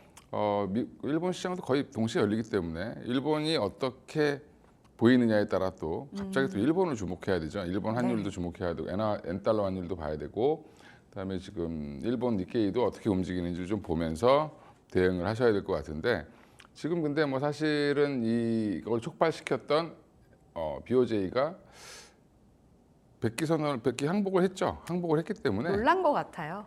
시장이 원차 이렇게 흔들리다 보니까. 그러니까 일본 중앙은행이 일을 잘 못합니다. 그러니까 항상 이게 금리를 올리려면 그 전에 구로다 총재가 올렸어야 되는데 네. 안 올리고 떠넘기고 가가지고 지금 또 애매한 상황에서 올렸죠. 미국 금리가 정해지고 올렸어야 되는데 그러니까 조금 미국 금리 하락 금리를 인하시켰을 때 국내가 충격이 한번 올 거다라는 얘기가 있었는데 전 세계가 네. 좀 미리 맞은 거다라고 생각하시면 될 것 같고요. 그래서 저는 오히려 특별한 변수가 없으면 약간 시끄럽긴 하겠지만 반등은 나올 거다라고 보고 있습니다. 오늘이 아니더라도 한 이번 주 중에 흔들면서 계속 위로 좀 올리는 형태가 나오지 않겠나 보고 있습니다. 올라가기는 하나 뭐 흔들면서 올라가는 그렇죠. 그림이 나타날 거다 말씀 주셨습니다. 우리 두 번째 포인트 살펴볼게요. 제약바이오 정말 너무 힘이 좋은 거 아닐까 싶어요. 월요일 폭락장에서도 선방을 해줬던 게 제약바이오. 뭐 그 안에서도 순환매가 빠르게 돌고 있고 지금 코로나19 재유행이라고 하잖아요. 진단키트 주들이 어제 정말 강했습니다. 뭐 상한가 간 종목도 있었고요. 지금들이 제약바이오 그 안에서 진단키트는 어떻게 보세요? 단기적인 트레이딩 오케이일까요? 진단 키트는 그냥 단타만 하시면 될 것 같고요. 뭐 그 지금 뭐 마스크 쓰라고 나라에서 안 하죠. 안 하죠. 예, 그 정도 나와야 추가로 더 사시면 되고 진단 키트 관련돼서는 지금 약간 그 좀 미리 이게 더 확산되기 전에 사야 되겠다 이런 마음들이 많은 거죠. 네. 워낙 주가도 바닥권에 있고 그러니까 제약바이오로 같이 엮으면 저는 안 된다라고 보고 있고요. 오히려 지금 코로나19 제약산 조짐보다는 주요 종목들 지금 뭐 삼성바이오로직스, 뭐 셀트리온 그 외에 이제 코스닥에는 또 이제 알테오젠이라든지 네. 뭐 리가켄바이오라든지 이런 종목들이 굉장히 지금 좋은 흐름을 보여주고 있거든요. 그러니까 그런 종목들 중심으로 대응을 하시는 게 더 좋다라고 보고 있습니다. 그래서 좀 보수적인 분들은 셀트리온이나 삼성바이오로직스 보시는 게 맞고. 수급 너무 좋더라고요. 예, 뭐 근데 지금은 좀 따라 사기 좀 부담스럽죠. 셀트리온은 괜찮은데 삼바는 조금 많이 올랐습니다. 그래서 조금 조정이 나오면 사시는 게 맞을 것 같고요. 나머지 이제 종목들도 지금 언제 빠졌었어? 할 정도로 지금 오히려 고점에 그렇죠. 가 있는 종목들이 많이 있습니다. 그 얘기는 지금 제약바이오 쪽으로 누가 대통령이 되든 미국에서 아니면 지금 어찌 됐든 금리는 인하할 거고 네. 분위기는 점점 좋아지죠. 제약바이오 입장에서 나쁠 게 하나도 없다. 그리고 하반기 일정이 생각보다 지금 원래 8월은 제약바이오의 비수기인데 네. 생각보다 지금 성수기처럼 움직이고 있죠. 오랫동안 쉬었던 것들, 그다음에 그동안 파이프라인 많이 깔아놨던 종목들 중심으로 해서 지금 뭐 암 관련돼서도 암 치료제 관련돼서도 관심이 많고 네. 비만 치료제도 관심이 많고 뭐 되게 이슈들이 많이 나오고 있죠. 여기 이제 코로나까지 붙은 거다라고 보시면 되고요. 사실은 진단 키트주가 이제 막 대장 역할을 하면 나머지는 다 빠져야죠. 근데 안 빠지더라고요. 셀트리온 말씀 주셨는데 질문 한번 들어가 볼게요. 어제 실적 발표가 놀라웠습니다. 뭐 물론 합병 때문에 이제 영업이익은 줄었지만 매출이 창사 이래 최대였잖아요. 현 시점에서 신규 접근 가능할지 어제 급등을 했습니다만 보유하고 있지 않다면 접근 가능할까요? 접근은 가능한데 너무 그거에 의미를 두지 마시는 게 맞고요. 두 합병에 대한 착시 정도로 보시면 됩니다. 이게 헬스케어랑 셀트리온과의 이제 합병으로 인해서 시너지가 난 게 이제 실적으로 나온 거다라고 보시면 되고요. 두 회사 합쳐서 원래 그 정도는 나와야 되는 게 맞고요. 그거보다 조금 더 나왔기 때문에 네. 시장에서 좀 환호를 하는 거고 이제 셀트리온이 앞으로 잘 되겠구나라는 이제 신호탄을 쐈다 정도이기 때문에 그걸 뭐 엄청나게 뭐 셀트리온이 갑자기 실적이 너무 좋아졌어 이렇게 환호한 건 하실 필요는 없고요. 그냥 합병해서 보니까 잘 되고 있구나. 네. 요 정도. 네, 그래서 지금 자리는 뭐 한번 사봐도 괜찮은 자리긴 하지만 더 확실하게 사시려면 한 21만 원 뚫고 갈 때 사시는 게 더 빠를 수도 있고. 예. 지금이 이제 20만 원 언더에서 그 목전에서 움직여주고 있는데 오히려 21만 원 뚫렸을 때 예. 그때는 좀 공격적인 접근까지도 노려볼 수 있다. 이렇게 그렇죠. 해석을 해보도록 하겠습니다. 그러면 지금 이 제약바이오 안에서 순환매가 돌고 있잖아요. 비만 치료제 같은 경우에는 잘 나가다가 꺾였습니다. 간밤에 노보노디스크가 이제 실적 발표에 대한 실망감, 위고비가 생각보다 잘 안 팔렸다 그러더라고요. 한 8% 급락으로 마무리가 됐었는데 오히려 지금이 기회라고도 좀 보세요. 노보노디스크가 실적이 가이던스가 높았고요. 원래 또 기대가 컸고 원체 기대가 컸네요. 기대가 좀 기대에 못 미쳤지만 그게 이제 일라이 릴리가 많이 추격을 해서 그렇다. 그러니까 경쟁사들이 많아져서 그런 거지 그 네. 회사가 나빠진 건 아니기 때문에 이 시장 자체는 굉장히 계속 커지는 상황으로 갈 거고요. 오히려 이제 우리나라 관련 종목들은 사실은 변동성이 클 수밖에 없습니다. 왜냐하면 당장 뭐가 나올 게 없죠. 다들 뭐 물질만 갖고 있고 뭐 한다고 하고 그냥 키워드만 달고 있는. 그렇죠. 펩트론 같은 경우 일라이 릴리와 계약이 될지 안 될지를 아직 확실하게 모르고 한다고는 하는데 자꾸 안 나오죠 지금. 네. 그러니까 이제 이러면 시간이 지나면 지날수록 불안감이 많아지면 주가는 더 흔들릴 가능성이 있으니까 조금은 지금 비만 치료제 관련된 종목들은 조금 좀 자제하자. 예, 지금 좀 지켜보시는 게 관망하시는 게 좋을 것 같습니다. 하락이 한번 나올 때 들어가셔도 되고 여전히 길게 끌고 갈 이슈긴 한데 지금 단기적으로는 좀 많이 올라서 부담스러운 자리까지 온 종목들이 많기 때문에 지금 조금은 좀 네, 네. 저 같으면 열심히 안 하겠다 이쪽은. 예. 이제 대표님 같은 경우에는 좀 큰 종목 보겠다. 제약바이오 내에서도 이렇게 해석이 되는 것 같습니다. 112가 또 내일 네. 실적이 발표가 되더라고요. 일단은 비만 치료제 쪽은 좀 보수적으로 말씀을 주셨고 그럼 제약바이오 안에서 탑픽을 받아본다면 이제 큰 형님들 안에서 나올까요? 뭐 큰 형 아예 이제 이럴 때는 추세가 완전히 좋은 종목들 중심으로 보셔도 되고 그러니까 저는 뭐 여전히 대장은 알테오젠이나 리가켄바이오 정도를 보고 있고요. 그 외에 이제 지금 다시 주목해 보셔야 될 거는 한 1년간 조정받은 의료 부문 섹터가 있습니다. 뭐예요? 의료 AI 관련돼서 예, 뭐 JLK나 뷰노나 이런 이제 의료 AI 쪽 관련된 종목들이 고점을 찍고 1년 동안 빠졌거든요. 네. 근데 이제 바닥을 좀 잡은 것 같다. 그리고 그 당시에 올라갈 때 엄청난 주가가 올라갈 때 계획했던 것들이 이제 조금씩 실현되고 있다라는 부분에서는 뭐 그쪽도 보셔도 된다. 전반적으로 예. 두루두루 보시네요. 의료 AI도 이제 가격적인 메리트까지 있는 자리. 그렇죠. 진단 키트보다는 더 매력적이라고 보고 있습니다. 그렇게 말씀 주셨고 탑픽은 리가켄바이오네요, 대표님. 타키는 리가캠인 게 리가캠이 가장 지금 회복력도 빨랐고 오히려 지금 치고 올라갔습니다. 그래서 고점을 노리고 있습니다. 그래서 전고점 직전에 와 있기 때문에 리가켄바이오는 여전히 주목해 보셔야 되고요.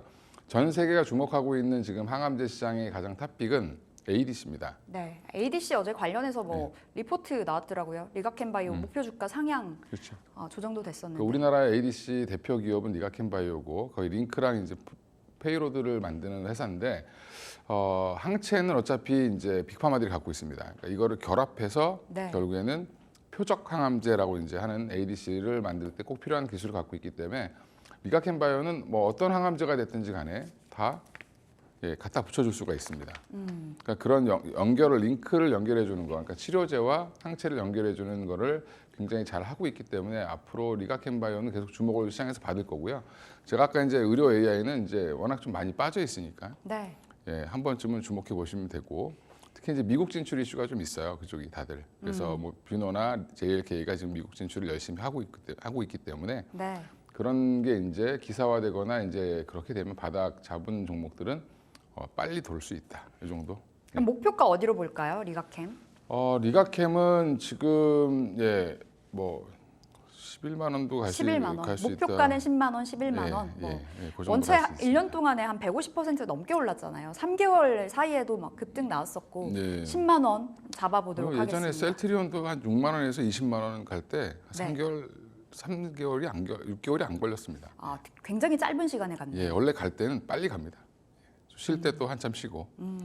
알겠습니다. 리가켄바이오 탑픽이었고요. 뷰노, JLK 같은 의료 AI까지 바라보자 주목을 해주셨습니다. 자, 포인트 3 속도 내볼게요. 피팅 밸브주가 어제 달려가더라고요. 최근에 이제 대왕고래 관련해서 이슈들이 속속들이 나와주고 있는데 이제 피팅 밸브주 지금 자리에서 더 갈지도 궁금하고요. 간밤에 국제유가가 급등했더라고요.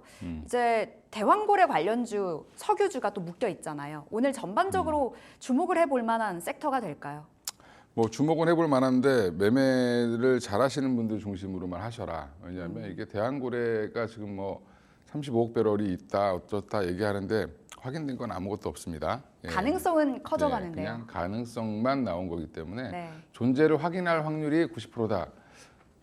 저 말을 저는 사실 믿을 수가 없어서 그래서 믿으시는 분들은 하시면 되고 저같이 못 믿는 분들은 안 하시면 됩니다. 그래서 근데 피팅 밸브주들이 지금 뭐 사실은 조선 관련돼서 좋으니까 네. 피팅주들이 같이 좋아질 수는 있는데 그것도 역시 이미 반영은 다 됐다. 대왕고래 때문에 오버슈팅 되어 있기 때문에 이미 좀 선반영이 됐다. 선반영이 좀 많이 됐고요. 화성밸브 같은 경우는 많이 올랐고 대장이죠.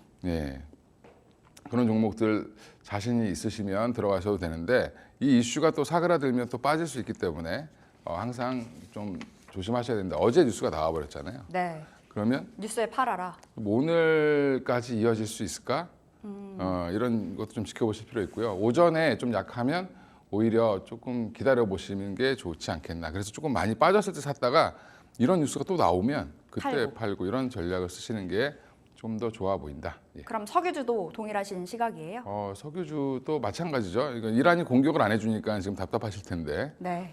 예, 이란 이스라엘을 쳐야 사실은 한 10일 이후에 뭐 이야기가 그렇죠. 있을 거다 뭐 이런 소식도 예. 있더라고요. 그러니까 아직은 좀 러시아도 중재를 하고 있고 해서 조금은 좀 고민을 하고 있는 것 같습니다. 예. 알겠습니다. 단기적인 트레이딩 관점에서는 가능하다 말씀 주셨고 그 종목이 있을까요? 탑픽이요? 탑픽 종목은 그래도 한국가스공사를 하는 게 가장 대장을 가져오셨네요.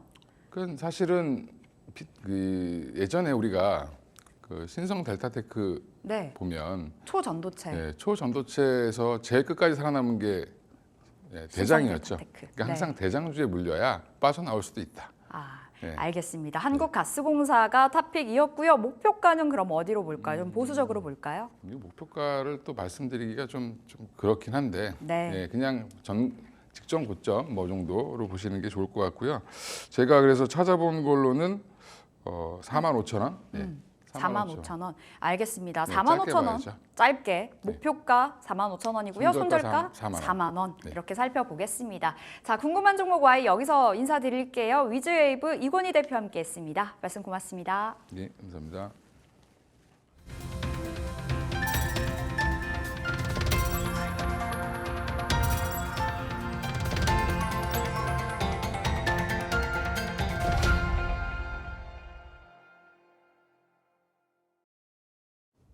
네, 오늘의 종목 3픽으로 들어왔습니다. 오늘은 헤르메스 스타 김시은 팀장과 함께합니다. 팀장님 안녕하세요.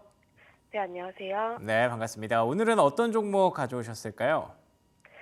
네, 저는 지금 이 가격대 특히 지금 주식에서 사야 하는 종목이라고 할 수 있는 삼성전자 가지고 왔습니다. 오, 삼성전자. 사실 종목 3픽에서 AI 말고는 잘 얘기하지 않는 그런 종목이었는데 어제 조금 호재성 재료가 있었죠. 뭐 아직 진위 여부는 판단이 안 됐습니다만 엔비디아 퀄 테스트에 통과했다. 뭐 삼성전자에서는 부인했습니다. 그렇지만 어쨌든 많은 외신에서 보도를 하면서 약간 기정사실화 되는 것 같고요. 이 배경에서 가져오셨을지 어떤 맥락일까요?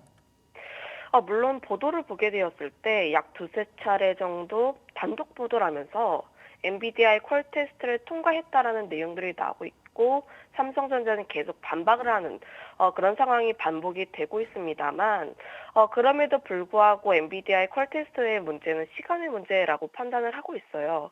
우리가 우리 입장에서 생각하는 것도 좋지만 엔비디아 입장에서 생각을 해봤을 때 현재 AI 칩 같은 경우에는 계속해서 잘 팔리고 있는 상태. 근데 SK 하이닉스 외에 HBM에 대한 공급이 계속적으로 필요한 상황이라 보시면 좋을 것 같고 마이크론 같은 경우는 여전히 좀 수량이라든지 수율단에서의 문제가 살짝 있다 보니까 결국은 SK하이닉스와 마이크론 외에도 삼성전자가 계속적으로 필요한 상태일 것으로 보여지고 있어요. 그래서 3분기에는 엔비디아의 납품 가능성이 상당히 높다 보니까 저는 이 기대감은 더 끌고 가볼 수 있다라고 판단을 하고 있고요. 거기다가 돼서 삼성전자가 이미 HBM3에 대한 매출이 좀 기대가 되고 있습니다. 언급 자체가 3분기에는 16%, 4분기에는 64%로 확대할 것으로 전망을 하고 있기 때문에 여전히 삼성전자 같은 경우에는 그 자신감을 크게 내비친 것으로 보여지고 있고 뿐만 아니라 지금 빅테크 기업들 자체가 AI 칩을 개발하거나 혹은 개발하려고 굉장히 많이 돈을 쓰고 있는 상황들. 삼성전자는 AMD에도 납부를 하고 있고 뭐 구글이라든지 아마존 쪽에도 3분기에 공급이 본격화가 될 것으로 예상하고 있어서 현재 만약에 주문형 반도체 시장이 열리게 되었을 때는 파운드리도 함께 가지고 있는 삼성전자가 보다 더 유리할 것으로 보고 있습니다. 물론 SK하이닉스 같은 경우에는 굉장히 하나에 집중을 잘하는 그런 모습을 보이는 반면에 삼성전자는 뭐 다방면으로 조금씩 잘하는 그런 모습을 보여주고 있긴 하나 현재 SK하이닉스 대비했을 때 삼성전자 같은 경우에는 오른 것이 거의 없다라는 점들, 그리고 실적 대비했을 때 PBR이 1.1배, 그리고 PER은 9.1배 수준이다 보니까 현재 같은 경우에는 진입하기에 충분히 매력적인 가격대라고 보시면 좋을 것 같아서 저는 지금 증시에서 꼭 하나만 산다면 무엇을 사야 하나요? 라고 질문을 하면 삼성전자 골라보도록 하겠습니다. 거기다가 외국인의 수급적인 측면도 계속 우리가 체크를 해봐야 하는데 물론 월요일에 삼성전자가 굉장히 큰 폭의 하락세가 나왔고 그래서 1조 2천억 원의 외국인 매도가 나왔지만 올해 외국인의 물량들을 체크를 해보면 여전히 9조 정도 들어와 있습니다. 그런데 현재 주가 위치가 1월 달에 수준이다 보니까 들어왔던 물량 대비했을 때 주가가 너무 과하게 빠졌다라고 판단을 하고 있어서 현재 추가 하락에 대한 리스크는 여전히 존재를 하고 있어도 이 가격대라면 충분히 분할 매수에 대한 기회도 분할 매수에 대한 관점으로 접근해 보시면 좋을 것 같습니다. 좋습니다. 지금 시장에서 한 종목만 사야 한다면 어떤 종목을 살까에 대한 고민이 삼성전자로 이어졌군요. 뭐 어제 물론 삼성전자가 많은 보도들을 부인했고 아직 진행 중이라고 얘기는 했습니다만 많은 분들이 시간 문제라고 생각을 하시죠. 그 시간이 머지 않았다는 것도 외신 보도를 통해서 점점 확실해지고 있는 상황이고요. 그러면 삼성전자 어떤 분들에게는 좀 놓치신 분들에게는 지금 이제 급락이 기회가 될 수도 있을 것 같은데 목표가와 손절가 배경 한번 확인해 볼 수 있을까요? 일단 매수는 시초가에 접근을 하시면 좋은데 다만 지금 미국 시장 자체가 좀 살짝 낙폭이 나왔다라는 점, 그리고 야간 선물 지수가 한 1%대의 하락이 나왔다라는 점을 감안을 하면 좀 추가 하락은 나올 수가 있습니다. 그래서 분할 매수를 접근을 하시면 좋은데 7만 원까지는 분할적으로 접근을 해보시면 좋을 것 같고요. 1차적인 목표가 자체는 8만 5천 원 라인대로 제시를 할 텐데 물론 저는 그 이상을 더 바라보고 있긴 하나 최근 증시 자체가 한 목표가는 좀 달성을 했을 때 약간의 비중 조절을 하면서 진행을 해야 하는 시장이다 보니까 1차적으로는 8만 5천 원, 그리고 손절가는 사실 없다라고 하고 싶습니다. 그런데 좀 제시를 해야 하다 보니까 6만 6천 원 라인대를 제시를 할 텐데 만약에 이 라인대를 이탈을 하게 되었을 때는 좀 손절을 하시기보다는 좀 다시 한번 눌림이 나왔을 때 라인대를 잡아서 비중을 확대해야 하는 그런 시간으로 잡아보시면 좋을 것 같다라는 의견 드려보도록 할게요. 알겠습니다. 삼성전자 목표가는 8만 5천 원이고 손절가는 6만 6천 원입니다만 사실상 손절가는 없다라는 표현 주셨으니까 삼성전자 좀 편안하게 들고 갈 수 있는 몇 안 되는 종목이죠. 앞으로 좀 모아가는 전략 적절할 것 같습니다. 김시은 팀장과 얘기 나눠봤습니다. 팀장님 고맙습니다. 네, 감사합니다. 네, 그러면 앵커의 픽으로 이어가 보도록 하겠습니다. 오늘 이 종목을 제가 해도 될까라는 고민을 진짜 많이 했었는데 옵티코어라는 종목을 한번 들고 와 봤습니다. 어떤 종목이냐면 광 트랜시버를 생산하는 기업이래요. 그런데 AI 쪽으로 광섬유가 많이 들어가다 보니까 광섬유의 어떤 장점이 부각이 되다 보니까 광 트랜시버도 역할을 좀 할 수 있지 않을까라는 기대감에 이 종목을 한번 준비를 해봤는데요. 시가총액이 굉장히 낮습니다. 500억이 안 돼요. 그래서 트레이딩용으로 활용하시면 좋을 것 같고요.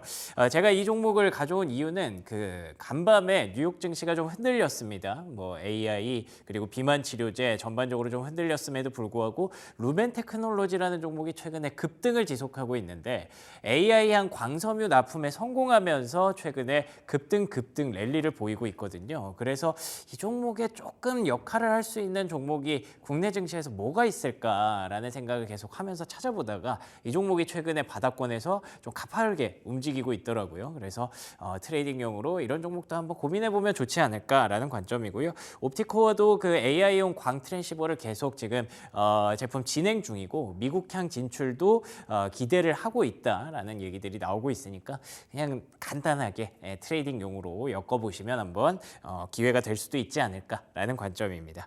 자, 그러면 AI에게 오늘도 한번 물어볼게요. 엔비디아가 또 급락했기 때문에 또 대안이 될 수 있는 종목 오늘도 한번 질문을 해보도록 하겠습니다. 밤에 엔비디아가 5% 급락했어. 그래서 AI와 반도체 말고 대안이 될 수 있는 코스피 종목 하나만 추천해줘. 제가 자꾸 요즘 말이 길어지네요. 엔비디아의 급락에 대한 대안으로 고려할 수 있는 코스피 종목 중에서는 LG 생활건강을 추천합니다. LG 생활건강은 화장품, 생활용품, 음료 등을 제조 및 판매하는 회사로 반도체 및 AI와는 다른 산업에 속해 있어 포트폴리오의 다양성을 높일 수 있습니다. 오, 제가 기다렸던 그 대답을 거의 그대로 해줬습니다. 뭐 종목을 이 종목을 기다린 건 아니지만 어쨌든 전체적인 맥락상에서 반도체와 AI의 어떤 해치 성향을 좀 갖고 있는 종목 중에 하나로 골랐는데요. 어제 아모레퍼시픽 급락하면서 오히려 LG생활건강은 좀 긍정적인 모습을 또 보이기도 했거든요. 이 종목이 과연 오늘장에 대안이 될 수 있을지 한번 지켜보도록 하죠. 자, 오늘의 3픽 전문가의 픽은 삼성전자, 앵커의 픽은 옵티코어, AI의 픽은 LG 생활건강으로 정리를 해봤습니다. 조성우의 투자의 맛으로 이어가시죠.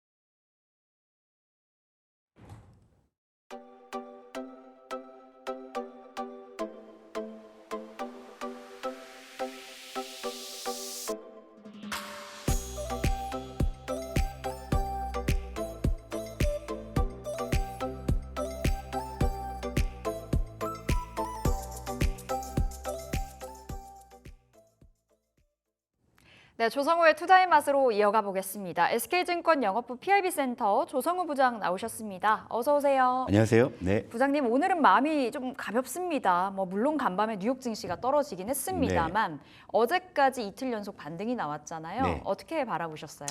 일단 사실 지난 그 월요일에 그 정말 역대급의 폭락장. 네.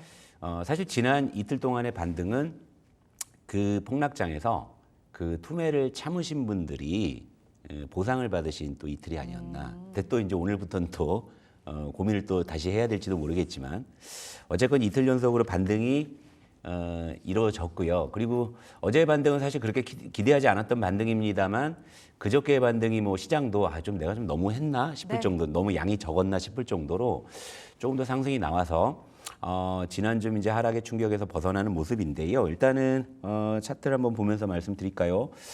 자, 코스피 차트 하지만 이틀 동안의 반등이 월요일에 이 급락 자체를 다 만회하지 못했습니다. 네.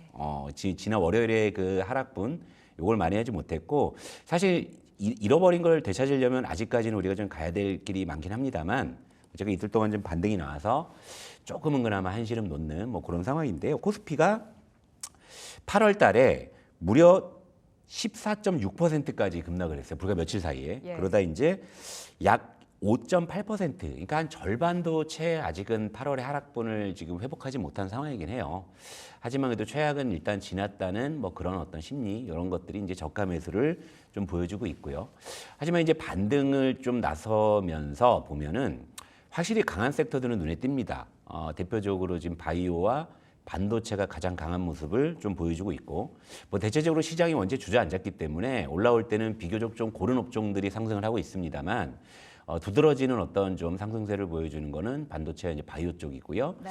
그리고 최근에 좀 반등장에서도 2차 전지나 자동차나 해운 쪽, 사실 뭐 해운 쪽은 뭐 이제 이스라엘 중동 요 이슈 때문에 좀 테마적으로 오른 측면들이 있었기 때문에 반락을 할 수 있지만 뭐 화학 업종 이런 쪽들은 이틀 연속으로 좀 반등을 이어가지 못하는 뭐 그런 흐름이었고 그리고 제가 이제 어제도 우리 시장의 어떤 반등의 성격을 좀 기술적 반등으로 좀 말씀을 드렸는데요.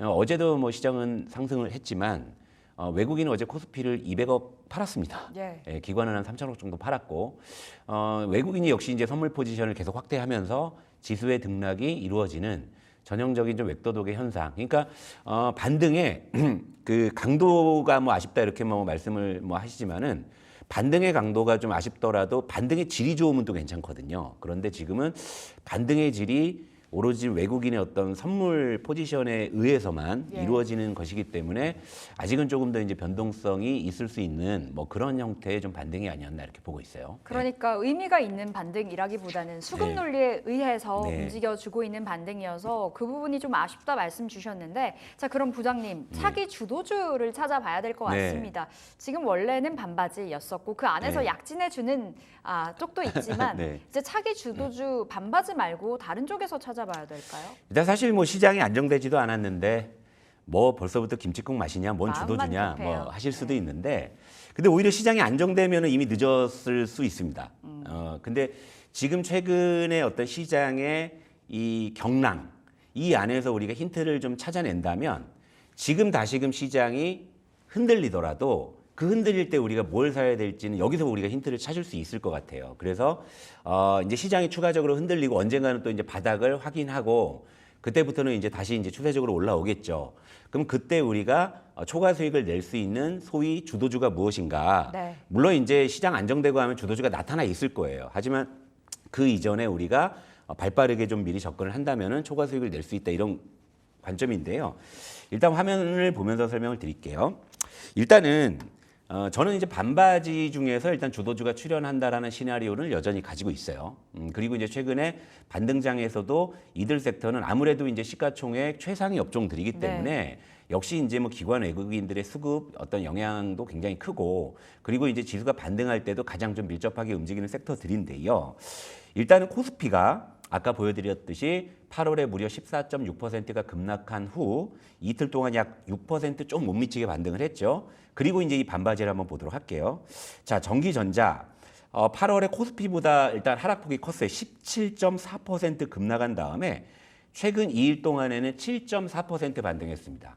자, 코스피보다 더 반등했죠. 네. 자, 이런 거를 우리가 이제 체크를 해놔야 돼요. 그리고 바이오 같은 경우에는 8월에 업종 지수가 10% 급락을 했는데 최근 2일 동안 무려 8.5% 반등했어요. 정말 힘이 좋네요. 그렇죠. 굉장히 강하죠. 그리고 이 바이오 같은 경우에 차트상으로 보더라도요. 급락분을 거의 만회하는 지금 네. 모습을 보여주고 있죠. 그리고 가장 강한 모습이고, 그리고 2차 전지는 8월 현재 12.1% 업종 지수가 급락했다가 최근 2일 동안에는 7.9% 정도 반등을 했어요. 그러니까 지금 최근에 반등 강도를 보게 되면은 의외로 반도체가 생각보다 바이오 2차 전지에 비해서 약하죠. 그렇죠. 이런 부분들을 볼 수 있고, 또 8월 등락률, 8월 전체 등락률을 보게 되면 8월 전체 등락률은 이번에 우리 패닉장을 겪었잖아요. 이것까지 포함했을 때 바이오는 지금 업종 지수가 8월에 상승입니다. 네. 그리고 2차 전지와 이제 반도체가 이렇게 있는데 오히려 2차 전지가 8월 지금 현재 등락률은 반도체보다 나아요.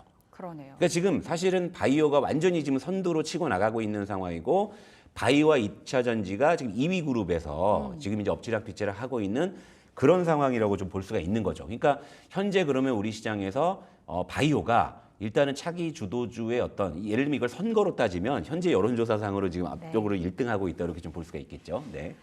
바이오가 진짜 지수 대비해서 아웃퍼폼 해주고 있습니다. 잘 나가주고 있고 그 안에서 올라가는 종목들이 너무 놀라웠던 네. 점은 아마 우리 투자의 맛 처음부터 보셨던 분들이시라면 아실 겁니다. 셀트리온 봐야 된다, 삼성 바이오로직스 봐야 된다, 한미약품까지 말씀 네. 주셨는데 그 세 종목이 최근에 질주를 해주고 있습니다. 네. 뭐 어제 같은 경우에는 셀트리온이 8%가 넘게 네, 올랐잖아요. 어제 실적이 잘 나와서. 네. 순한 맛으로 말씀 주셨던 네. 종목들이 너무나 잘 가서요. 이제는 네. 매운맛이 됐을까요? 일단은 바이오 같은 경우가 물론 이제 제가 뭐 딱히 뭐 바이오만 특정 지어서 말씀드린 건 아니고 이제 그 반바지 중에 업종 대표주는 잡고 시작하자 뭐 이런 네. 취지였기 때문에 뭐 바이오가 이렇게 좀 뭐 급등한 부분에 대해서는 뭐 얻어 걸린 측면들도 있긴 합니다. 하지만 바이오가 선전을 하면서 주춤했던 뭐 삼성전자나 LG 에너지솔루션, 물론 저 다 같이 말씀을 드린 종목들이지만 그래도 우리 투자의 맛에서는 8월이 그렇게 나쁘지는 않을 수 있는 이유가 그렇죠. 바이오가 이렇게 선전을 해줬기 때문인데, 그러면 바이오가 일단 현재로서는 시장이 이제 추세를 잡았을 때 주도주로서 가장 유력한데, 그럼 왜 그런지에 대해서 우리가 주도주의 성격이 무엇인지를 우리가 한번 좀 체크해보고 가도록 할게요. 그러니까 차기 주도주의 조건, 그러니까 주도주가 되기 위해서는요, 이미 올라 있는 게 주도주가 아니죠. 일단 올라오면서 주도주가 되는 것인데, 차기 주도주의 요건, 제가 측정하는 세 가지 요건 중요한 게 있습니다. 장기간 소요에 대해서 가격 메리트가 있는가? 네. 바이오가 그런가? 예스. 자, 지수를 견인할 수 있는 덩치가 있는가? 바이오가 그런가? 예스. 예스. 그죠? 실적 성장성 등의 모멘텀이 있는가? 현재 바이오가 그런가? 예스. 맞죠? 네. 그러니까 지금 바이오가 현재로서는 주도주의 요건들을 가지고 있는 거예요. 그러니까 이 요건에 지금 부합하는 현재로서는 유일한 섹터가 현재는 바이오고요. 물론 반도체도 이 자격이 있긴 합니다만 아직까지는 좀 매크로적인 불확실성이 있기 때문에 좀 이제 지나고 나서 판단해야 되겠죠. 그리고 이 차기 주도주가 이 요건을 충족시키기 위해서는요. 이런 시장의 우리가 그 메커니즘을 이해하셔야 됩니다.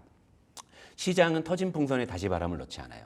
너도 부풀어 오르지 않겠죠. 네. 자, 그리고 전에도 유동성의 속셈을 제가 말씀을 드렸습니다. 자, 유동성은요, 절대로 내가 고점에서 물린 주식 그거 구해주러 들어오지 않아요. 그거 투매할 때 들어와요. 유동성이라는 녀석은 그런 녀석이거든요. 그러니까 너무 네. 높은 데는 들어가면 안 된다. 그렇죠. 그러니까 지금은 어쨌건 이 아래 공포라는 이 카테고리에서 시장이 격렬하게 지금 몸살을 앓고 있는 상황인데 아래 공포로 앞으로 안 좋아진다는 인식이라고 했을 때는 지금 가장 좋았던 녀석이 가장 주가의 하락폭이 클 수 있는 것이거든요. 그러니까 우리가 이전에 상반기에 이거 안 사면 뭐 바보가 될 것 같은 그런 느낌의 종목들이 요즘에 굉장히 힘들고 반등할 때도 반등 탄력이 잘 안 나오죠. 네. 그러면서 한쪽에서는 또 제가 어제 말씀드렸죠. 시장이 한번 폭삭 주저앉은 다음에 올라올 때는 우리가 예전에 봤던 모습이 아닐 수 있다라는 거. 근데 지금 바이오는 우리가 예전에 못 봤던 모습이죠. 그러니까 이런 부분들로 우리가 좀 이해하시면 될 것 같고요. 그리고 이제 또 차트를 볼게요. 코스피의 의약품 주봉을 볼게요. 자, 물론 이제 코로나 때 이제 코로나 테마로 엄청나게 올라간 거 있습니다만은 거의 반납을 했죠. 반토막까지 올라왔다. 이제 비로소 추세 잡는 거죠. 자, 장기간 조정받았고 소외받아서 강약 메리트가 충분히 있는 상황, 그죠? 이런 상황에서 지금 바이오가 올라오고 있기 때문에 그리고 여기에 이제 실적이나 성장성들의 모멘텀도 하나둘씩 갖춰지고 있죠. 이를테면은 예를 들어서 삼성바이오로직스나 셀트리온을 보게 되면 삼성바이오로직스는 이미 전년 대비해서 매출이 무려 32%, 네. 영업이익이 47% 늘어서 바이오 그 시총상이 대형 제약주 중에서는 거의 선두로 치고 나가고 있는 그런 상황인데 셀트리온도 이번에 실적이 분기 기준 최대 매출 그리고 영업이익률이 이제 좋아지고 있다는 쪽에 시장이 많이 좋아지고 있는 건 왜냐 합병 이후에 체질 개선이 이루어지고 있다. 예. 실제 시너지가 나고 있다라고 판단하는 것이잖아요. 그래서 어제 셀트리온은 바이오 중에서 가장 강한 모습을 보였죠. 그리고 삼성바이오로직스와 셀트리온의 시가총액을 합치면 120조 원. 여기에 다른 대형 제약주들 합치게 되면 덩치가 굉장히 크죠. 네. 그러니까 아까 말씀드린 장기간 소외되어 가격 메리트가 있느냐, 그리고 실적 모멘텀이 있느냐, 지수를 견인할 수 있는 덩치가 있느냐, 지금 부합하고 있는 상황에서 올라오는 거기 때문에요. 저는 일단은 바이오 쪽이 현재로서는 차기 주도주 중에서는 가장 유리한 위치를 선점하지 않았나 이렇게 좀 보고 있습니다. 그 조건에 딱 부합하네요. 네. 그 안에 부합하는 그 종목 군단들은 제약바이오가 될 것이고요. 그 제약바이오 안에서도 옥석 가리기가 필수일 것 같은데 이제 옥과 석이 되는 종목을 구분해 본다면 네. 현 시점에서 여전히 접근 가능한가요? 이 종목들이요? 예, 저는 그러니까 바이오 현 시점이라기보다는요. 일단은 제가 이제 차기 주도주에 관한 쪽에서 바이오를 말씀을 드리는 이유는 자, 제가 어제도 말씀드렸죠. 기술적 반등이기 때문에 시장이 추가적으로 흔들릴 가능성은 여전히 있다. 네. 그럼 그렇게 흔들릴 때 내가 뭘 사야 되지? 1순위가 일단 바이오가 될 가능성이 크다. 이런 관점에서 말씀을 드리는 거고요. 그리고 어제 같은 경우에 바이오가 유독 강했는데 중소형 제약 바이오도 굉장히 강했습니다. 왜냐하면 주도 섹터로 부각이 되면 왜냐하면 SK하이닉스는 한미반도체가 주도주로 치고 나오니까 중소형 반도체주들도 엄청나게 올라갔었잖아요. 그런 논리로 봤을 때는 결국에는 중소형 제약 바이오까지 그런 매기가 확산이 되는 모습이 어제 이제 감지가 된 건데, 근데 아직은 시장 불확실성이 여전히 있는 상황이고 중소형 제약 바이오주는 여전히 변동성이 큰 상황이잖아요. 네. 그렇기 때문에 지금 당장 그래서 바이오가 주도주라고 나 더 먹을 테야 하고 중소형주를 이렇게 가시는 이런 판단보다는요.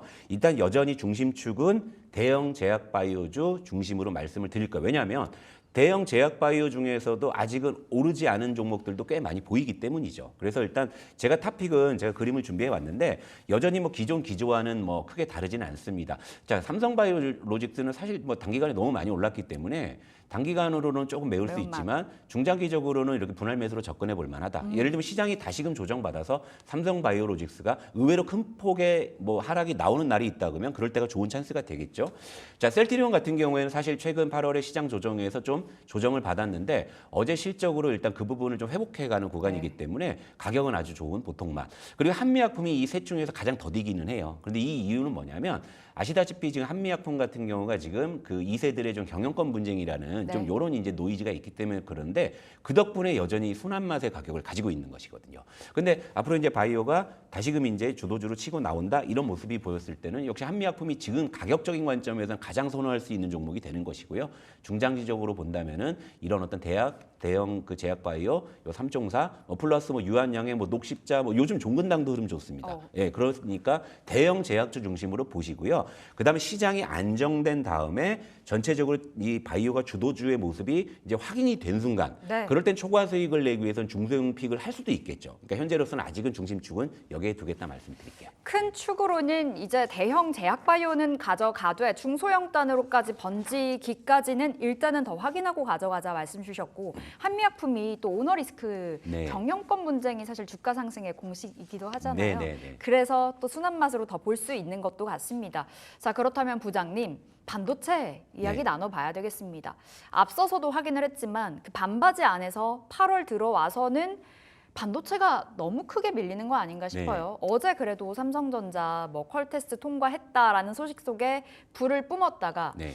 뭐 탄력도가 약해지지는 않았어요. 네. 사측에서 사실 무근이다. 네. 아직 퀄테스트 진행하고 있다로 반박이 네. 나오면서 찬물 제대로 맞았거든요. 근데 어제는 그 루머가 오히려 반도체를 살렸다고 봐야 돼요. 오히려요? 일단 차트 한번 보실게요. 네. 자, 어제 그 또 삼성전자가 또 엔비디아 퀄테스트 사실 전 엔비디아 그 퀄테스트 얘기 삼성전자에는 좀 안 했으면 하는데 어쨌든 계속 하잖아요. 근데 어쨌건 그 소식으로 삼성전자는 장 초반에 상승 출발했죠. 그런데 그런 반대급부로 좀 이제 눌릴 수 있는 게 SK 하이닉스나 하이닉스. 한미반도체는 역동조가 돼서 장 초반에는 이렇게 거꾸로 움직였단 말이에요. 네. 그런데 삼성전자에서 사실 무근이라고 이 소식이 전해진 순간에는 오히려 다 같이 올라갔어요. 그렇죠. 이건 뭐냐면 뭐 사실 무근이라고 얘기했지만 시장에서는 에이 그래도 뭐 언젠가 될 일인데 뭐 이렇게 생각한 거고 그리고 SK 하이닉스나 한미반도체는 아직 안 됐구나 하면서 안도하면서 어제 그래서 그 덕분에 반도체가 동반해서 이제 올라간 부분이죠. 그러니까 어쨌건 반도체 같은 경우에는 시장 불확실성이 좀 완화된다면은 탄력을 좀 높일 수 있다라는 힌트를 좀 어제 준 것 같기는 한데요. 그런데 분명한 것은 자 어제도 보셨다시피 반도체의 급등을 누가 주도했죠? 삼성전자. 예, 삼성전자. 그러니까 저는 지금 이런 시나리오를 봐요. 그러니까 물론 차기 주도 섹터가 무엇이냐 했을 때는 반바지 중에 누구냐 이런 얘기를 할 수 있는데요. 근데 앞으로 반도체의 반등은 삼성전자가 주도할 것이라는 강한 힌트를 어제 주지 않았나 이렇게 보고 있습니다. 여전히 삼성전자는 보통맛이라고 말씀을 주셨었고 그럼 이 반도체 안에서 옥석 가리기 또 나서 볼게요. 네. 어떻게 살펴봐야 될까요? 그러니까 이제 반도체도 이제 반등을 하게 되면은 앞으로 이제 그 우리가 이전에 봤던 모습이 아닐 거라는 얘기를 제가 자주 드리고 있잖아요. 그 시장 전체도 마찬가지인 거고요. 반도체도 마찬가지인 건데요. 요 차트를 한번 좀 보도록 할게요. 자, 반도체 이미 많이 올랐잖아. 가격 부담 있잖아. 네가 말한 차기 주도주 요건에 해당되지 않는 거 아니야라고 반문하실 수도 있는데요. 일부는 그렇고 일부는 안 그렇다. 자, 이 차트를 보시죠. 자, 삼성전자가 그러면 지금 가격 부담이 있는 그런 지금 구간일까요? 그죠? 아니죠. 그렇죠. 자, 아니죠. 아래는 삼성전기입니다. 그렇습니까? 아니죠. 그리고 또 하나의 종목을 볼게요. 자, 이 종목은 뭐냐면 LG전자입니다. 자, LG전자가 지금 가격 부담이 있습니까? 장기간 아니죠. 소외됐죠. 자, IT 반도체 내에서도 소외된 업종. 아래는 LG 디스플레이. 자, 소외됐습니다. 자, 어제 이들 종목들이요. 엔비디아향 밸류체인에 있는 종목보다 장중에 견조한 상승세를 더 높여서 보여줬다. 이 부분 또 힌트라는 거죠. 그러니까 저는 이렇게 봐요. 시장 전체가 무너지면은 바이오를 매수하고 반도체가 무너지면은 하이닉스나 한미반도체 솔직히 모르겠어요. 그런데 이제 이 화면에 보여드린 이들 종목들은 만약에 시장이 추가적으로 흔들린다고 했을 때는 전 저가 매수를 말씀드리고 싶은데 그 종목을 제가 한 5개 정도, 6개 정도를 제가 가지고 왔는데 요걸 한번 보시다가요. 시장이 밀리면은 그때 이제 매수하신다 생각하시면 좋을 것 같은데 자, 탑픽 뭐 삼성전자 이거 뭐 늘 말씀드렸던 거고요. 그다음에 세컨픽으로는 삼성전기, LG전자 그리고 LG이노텍. 최근에 애플향 온디바이스 AI 모멘텀을 갖고 있는 종목 중에 하나가 또 LG이노텍이고요. 또 스몰캡 군에서는 OLED 관련해 가지고는요. 덕산 네오룩스나 BH. 이들 종목들은요. 현재 가격 부담이 있는 종목들이 아니거든요. 근데 분명한 것은 앞으로 IT나 반도체가 이제 다시금 반등을 했을 때는요. 아마 우리가 예전에 봐왔던 그런 종목들이 아니라 지금 말씀드리는 이런 종목들이 아마 선두그룹에 놓여 있지 않을까라는 시나리오를 여러분들께 제시해 드리도록 하겠습니다. 네, 눈여겨볼 반도체 종목 여러분 꼭 챙겨 가시기 가시면 좋겠습니다. 어떻게 또 흘러갈지 그 여부 저희가 챙겨드리도록 하겠고 엔터주 얘기 짧게 나눠볼게요. 네. 지난주에 엔터주 네. 사야 된다 강조 네. 주셨고 흐름이 정말 좋았습니다. 근데 부장님 네. 어제 모 아이돌의 네. 리스크가 네. 갑자기 불거졌어요. 네. 오늘장에서 엔터 어떻게 해야 될까요? 그러니까 엔터주도 장기 소외된 뭐 대표적인 섹터긴 한데 제가 일단 지난주에 지금 저점이고 실적이 이제 좀 저점을 통과한다라는 그런 인식에서 일단 저점 매수를 하고 이제 트레이딩 쪽으로 접근하자 말씀을 드렸고 네. 근데 어제 이제 실적 발표가 이제 하이브나 SM이 나왔는데 뭐 좋은 실적은 아니었죠. 하지만 좀 바닥을 확인했다는 심리에 동반급등을 했어요. 그래서 이제 좀 이제 트레이딩 관점에서는 이제 어느 정도의 이제 소기의 목적을 달성을 했는데 제가 이제 일전에도 엔터주를 말씀을 드릴 때 어떤 돌발 변수, 예를 들면 아이돌의 어떤 구설수 예. 이런 부분들이 있을 수 있기 때문에 그런 부분들을 주의하자 했는데 아니나 다를까 어제 저녁에 뭐 유명 아이돌의 어떤 구설수가 좀 있었잖아요.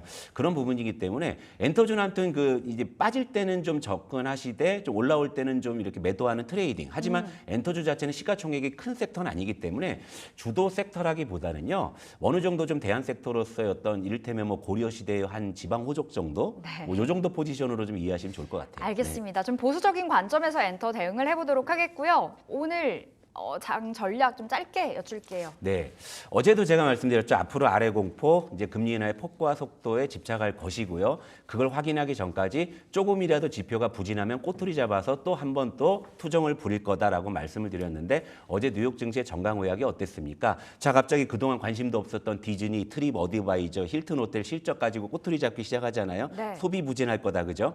이런 식으로. 그러니까 시장은 계속적으로 지금 금리 인하 폭과 속도를 재촉하기 위해서 압박을 하고 있다. 이렇게 보시면 됩니다. 네. 알겠습니다. 오늘도 많은 이야기 전해 들었습니다. 여기서 보내드릴게요. 조성 부장 함께했습니다. 말씀 고맙습니다. 네, 출발 딜사이트 1부 여기서 마무리 지어보겠고요. 2부에서 여러분들 기다리고 있겠습니다. 고맙습니다.